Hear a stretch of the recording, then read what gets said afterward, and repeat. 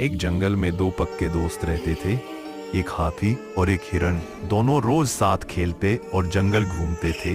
एक दिन हाथी को जंगल में एक अजीब सी गुफा मिली। वह थोड़ा डर गया और हिरण को बुलाया। दोनों हिम्मत करके गुफा के अंदर गए तो देखा वहां चमकता हुआ पानी का झरना था। वे बहुत खुश हुए और रोज वहां जाकर पानी पीने लगे। उसी दिन से वह गुफा उनकी खास दोस्ती की जगह बन गई और उनकी दोस्ती और भी मजबूत हो गई।